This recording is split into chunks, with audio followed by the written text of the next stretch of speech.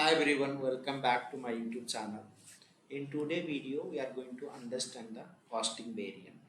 This is important to do the standard costing of the product.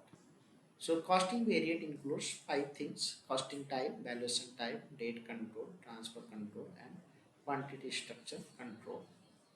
Out of this total, first I am going to focus on costing type. What costing type does? Let us go to the path quickly.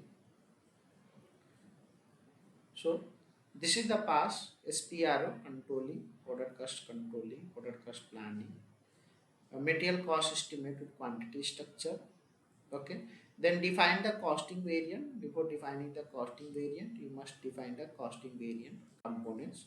So there are total six are there. So first we are going to understand what is called defined costing type. I will recommend to read the document given by SAP. It gives you more clarity. Okay. Now double click here. So SAP has given lot of costing type for different purposes. See here, these are the costing type 0, 1, 10, 11, 12, 13, 19. Lot more are given. Now I am going to focus on 0, 1. So first functionality of costing type is to determine which field of the material master you want to update. If you want to update the standard price field of the material master, you must choose the 01 costing type. And you never try to copy and create your own costing type. You must use the standard one if you want to update a standard price field in the material master. So it has first functionality, it helps you to determine the material master fields to update the costing. Okay, in which field you have to update the cost which you have calculated in the material master, that you can determine from here. If you double click here, so price update, which field? Okay, you don't want to update, you want to just run the costing, but you don't want to update, or you want to update standard price, text based price, commercial price, or any other field. So first we are going to learn standard price. I want to update standard price field.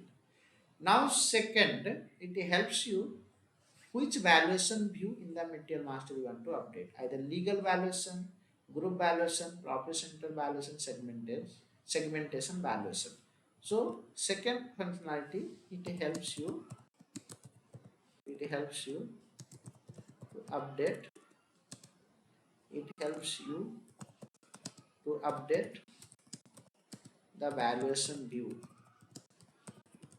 in the material master. Okay, which valuation view in the material master you want to update, you can choose it.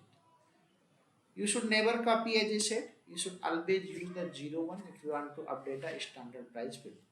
Second, here you have given, okay, always select with startup period. It means that no matter when you do the costing will be applicable or it is valid from the beginning of the month. Even if I run the costing on 15th of January, it will be applicable from 1st of January. That is the meaning. Okay. Now come to here, cost portion for overhead calculation. This which portion of the cost you want to consider for the overhead calculation. Let me give you one example, you will not understand otherwise. So let's say I am going to produce one final product. Okay, let's say this my final product is a laptop. Okay, let's say I am producing the laptop. To produce the laptop, let's say I need raw material 1, raw material 2, I need semi-finished product. Okay, then to produce the semi-finished product, again I need raw material 3, I need conversion cost, I need indirect overhead, I need sales and distribution overhead. Okay, then to produce this one, I need conversion cost and I need indirect overhead. This is what the structuring I have. Now here raw material cost 3, let's say to produce the semi-finished product, I have 1000, 4000 and 5000 and S&D sales and distribution 6000. If you add these three costs, okay, this is known as a COGM. So your COGM is equal to this 1000, 4000, and this become 10,000. This is your COGM. Your COGS is equal to your COGM plus your sales and distribution overhead. So it becomes 16,000 rupees. Okay. And this total 16,000 it become your cost of the semi-finished product. Okay. I hope you're clear. Now let's say conversion cost is 30,000. Okay. Now when calculating the indirect overhead for your main product, now you have to decide. So I have two options. Listen very carefully here, especially for semi-finished product. First of all, these all three are known as a material. Okay. Even if it is semi-finished product, it is still considered a material. Now, 10 percentage, either I want to charge on this total. There are two ways, let me put without confusing further. So here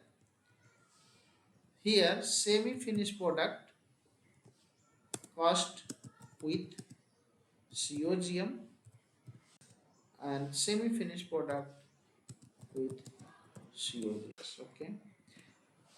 Now, this 20 plus 10, this no doubt it is 30,000.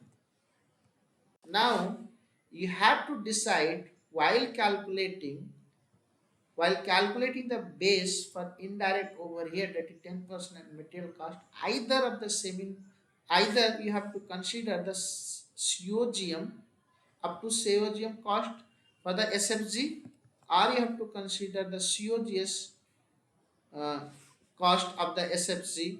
That you have to decide here. That you can decide here. Now let me give example. See here, this 20 plus 10 is equal to 30,000. If I am considering with COGM, then up to here, I will consider this price only. So 20 plus 10, 30,000 plus 10 is equal to 40,000. So 40,000 multiplied by this 10%. Okay, it's equal to. So this much is my indirect overhead. This is my indirect overhead cost. Okay. If I am considering SFG COGM, then this is my indirect overhead. What will be my total cost of the product? Total cost of product. It will become, see here, 20,000 plus 10,000. You need to still consider the total cost, okay, while calculating the SFG cost. Only we are bifurcating with COGM and COGS just to calculate the indirect overhead. So don't get confused with this one, okay? For indirect overhead. Now, here what will be the total cost? 20 plus 10, 30,000, 46,000 plus 4,000. The total product cost becomes 50,000. If you are considering with the SFG with COGM.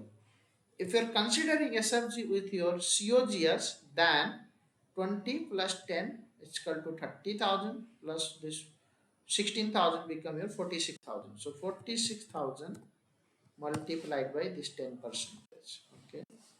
So this must become your indirect overhead. Now total cost of the product 20 plus 10 plus 16, it become 46,000 plus this 4,600. So it become 40,000, sorry, 50,600. So this much will be the total cost of the product. So this you can decide here. Okay, what you want to consider, either COGM you want to consider or COGS you want to consider. So that you can choose here. Okay, that you can choose here. Let's say I want to consider COGS. Okay, next, your partner cost component split. You can you out of total cost estimate of the product, you can bifurcate your costing based on the product plan, profit center, and so on. So you can choose based on what you want to bifurcate. Click on this one and you can see here. You can bifurcate company code wise, plant wise, business area wise, profit center wise. We'll see everything in practical in coming days. Okay, now let me save it. Okay, and make sure that if you are doing the standard costing and if you want to update the standard price, always use costing type, always use costing type 01, always use standard costing type. Okay, always use standard costing type 01 given by SAP. Okay, so this is the user costing type. I hope you understood. This is quite confusing, so you can watch this two time, three time. You can watch the video and you can understand. Thank you so much.